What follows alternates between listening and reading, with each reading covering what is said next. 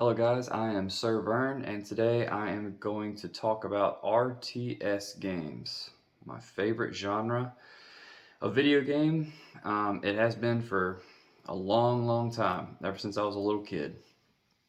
But I made a few notes here and there's a new RTS that just came out for the PS5 that I am super excited about and been playing it for the last few days and I love it so far. So, what is an RTS game? So RTS games are real-time strategy games. My favorite kind of real-time strategy games are base building RTS games. When you look online and you type in like RTS games for a certain console or PC, a lot of times you'll run into stuff like I just did a search and I ran into games that I don't necessarily consider RTS games, like Defense Grid or something that's more like um, tower defense type games. I guess technically in real time you're strategizing and making decisions in real time. So but what I'm referring to when I say RTS games, I'm referring to games like Warcraft 1, 2, 3, Command and Conquer, those kind of games where you start off, you and your opponent both are building a base, defensive structures, building an army the way you'd like, and then in real time, they're doing the same things, and there's different ways to win, but essentially you're trying to defeat them, their armies, their buildings, as they try to defeat yours. So in every RTS game, you're usually trying to get resources of some kind quicker than your opponent. You're trying to disrupt their supply lines, meaning kill their structures that are gaining them money. Build different enemy types, or that you can go and counter their enemy types. So, for instance, if they have, this is just an example, like a tank, and you come forth with infantry, you're probably going to lose, right? Because you're not going to do much damage to them. But you can counter that with like an aerial attack on a tank, or guys with rocket launchers. So that kind of thing. There's a lot of strategy to the games, and that's why I really enjoy them. So my favorite genre, like I said, is RTS games, base building RTS games. So that's already a genre that is not popular anymore. They were in like the 90s and early 2000s.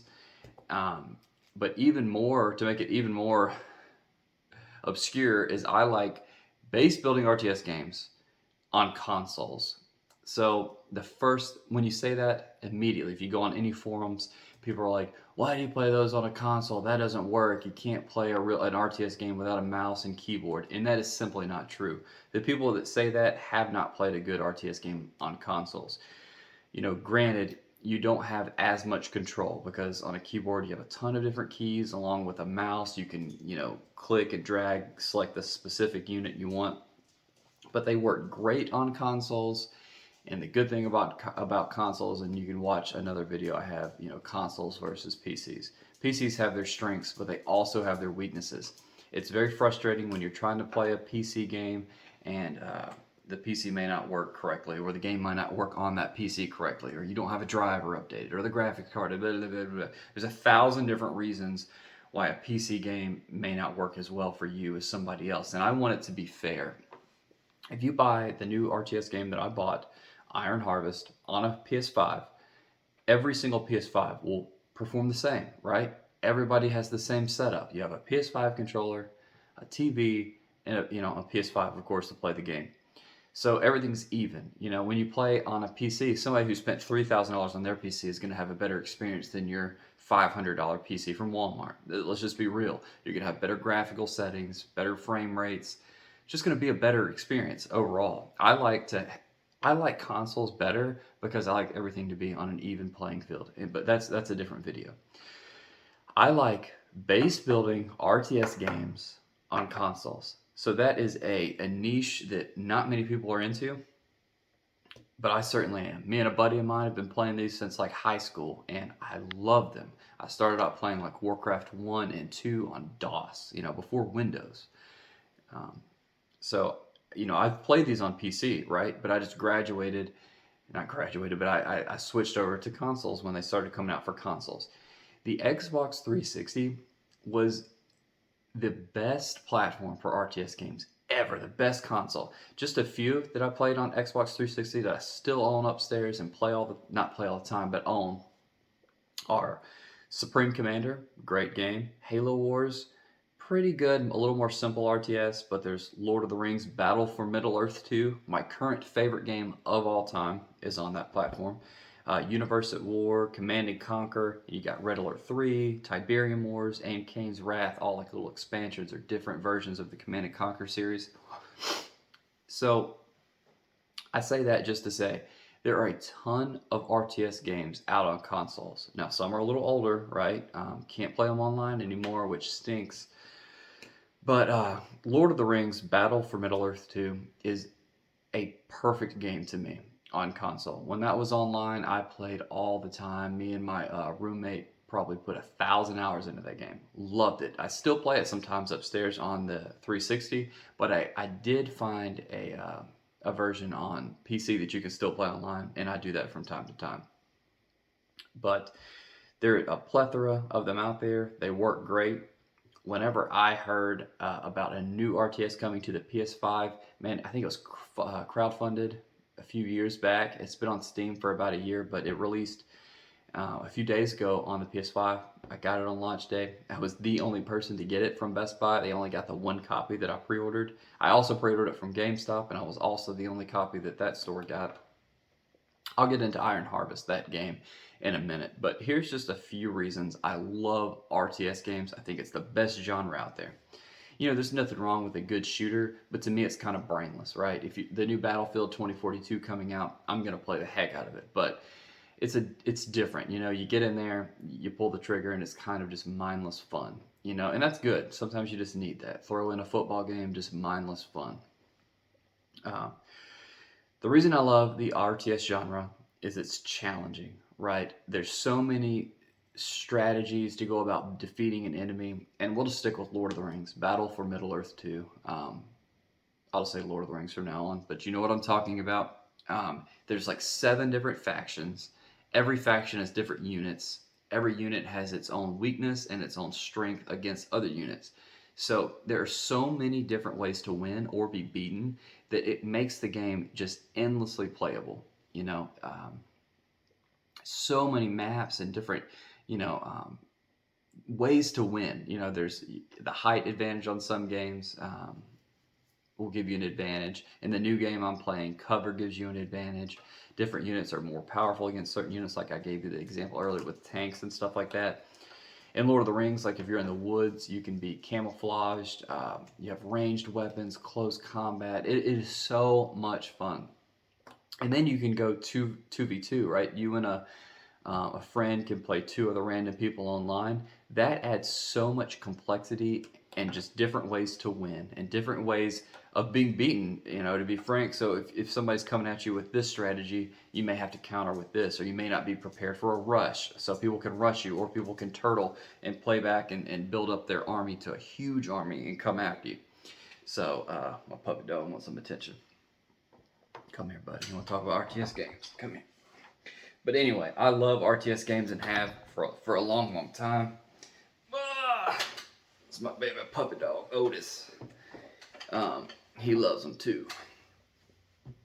But they require thought, right? It's not just a game where you pull the trigger and you try to capture a flag, right? This game you have to really contemplate what units you want to build. You want to, you know, go after resources early, or a strategy could be to disrupt their resources early. You know, go destroy, like in Warcraft 1, 2, and 3, you have like builders that are like in charge of going to get gold out of a cave, right? A gold mine. So you can go kill those units and then they have to rebuild them. It costs them money to build new units. So there's just, you can go about doing that. You can go around and flank an enemy. Just so many different ways to win. So I like it. It requires thought. It's not just a mindless game. The next thing is it requires skill to win. You know, somebody who is seasoned is going to whoop somebody who just bought the game yesterday. You know, to me, like, And it's the same way with most games, I would say, but the skill cap here is very high. There's a lot to learn. The game I just bought, the tutorial is an entire campaign. So, like 9 missions, you're still learning how to do different things, right? Because there's so many different things you can do.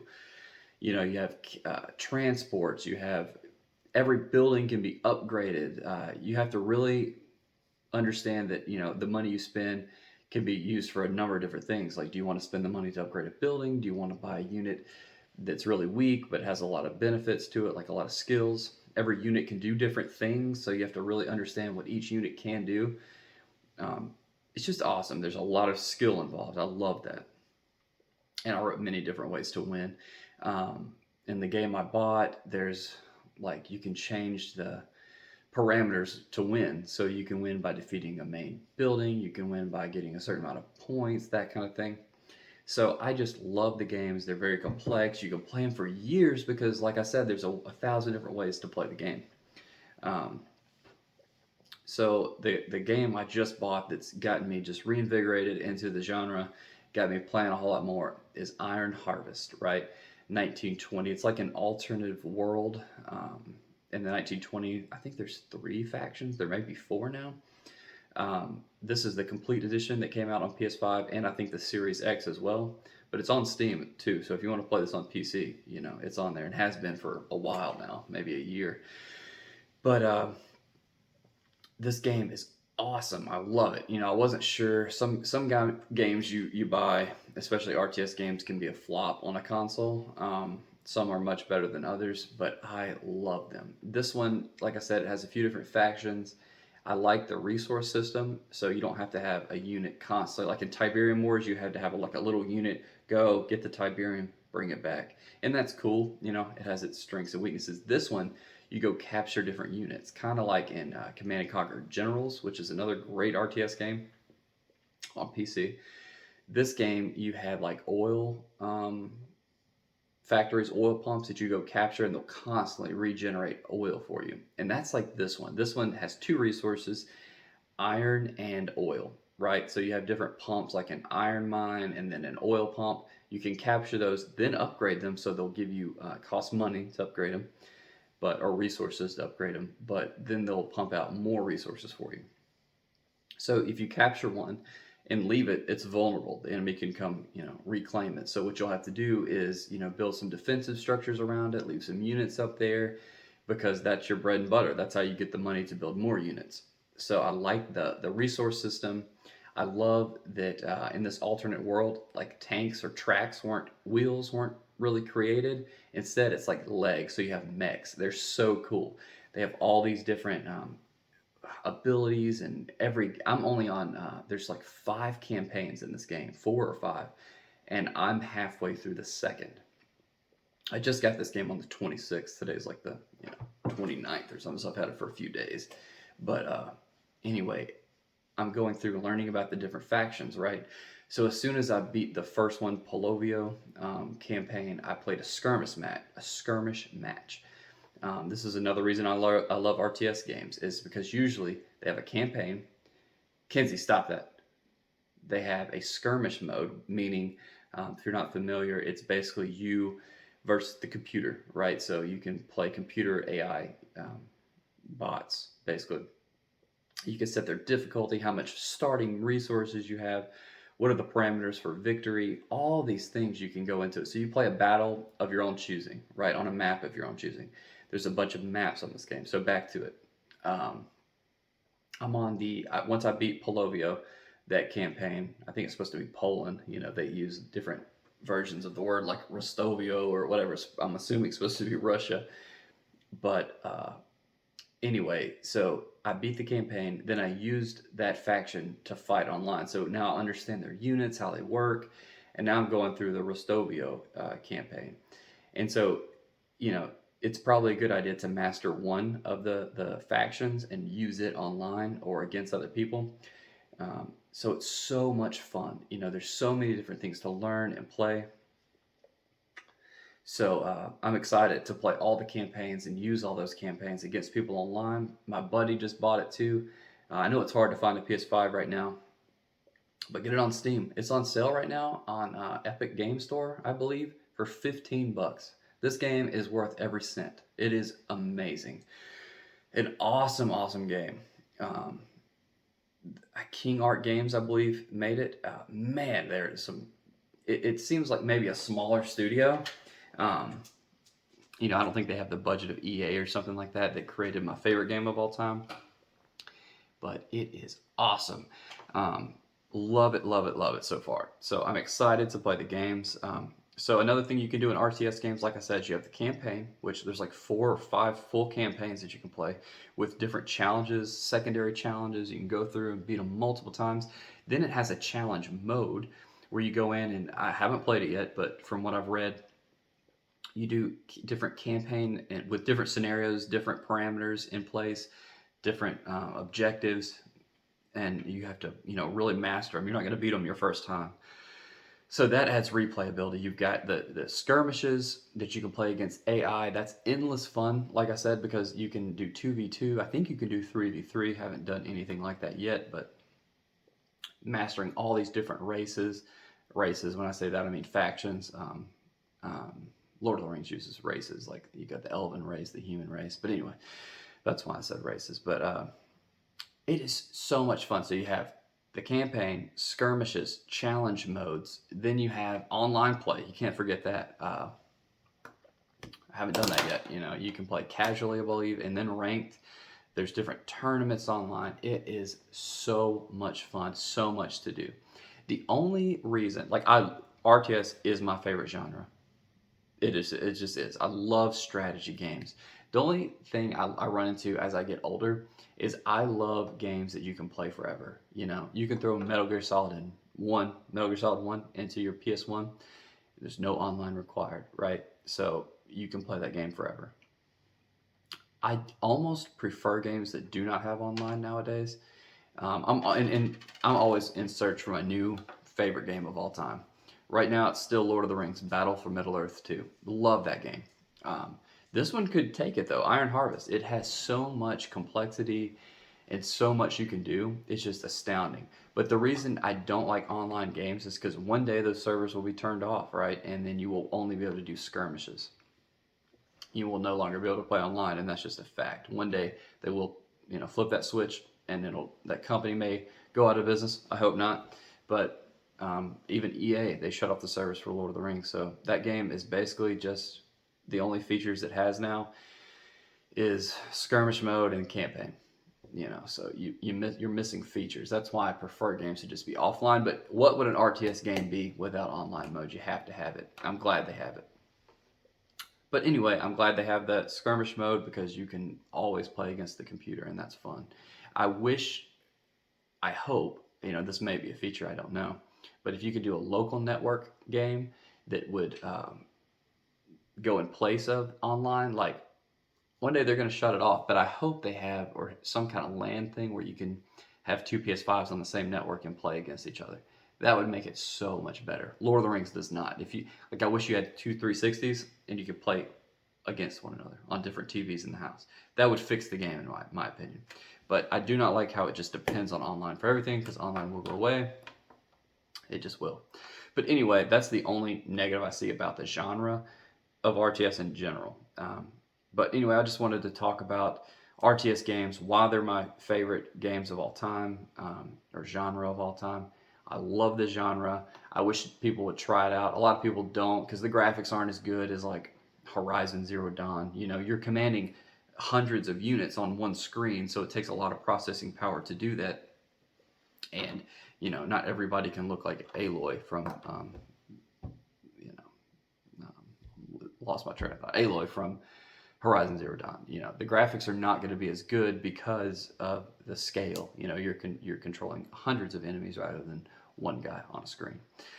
But anyway, that's all I've got. Leave your favorite RTS game in the comments below, and I'll see you on the battlefield.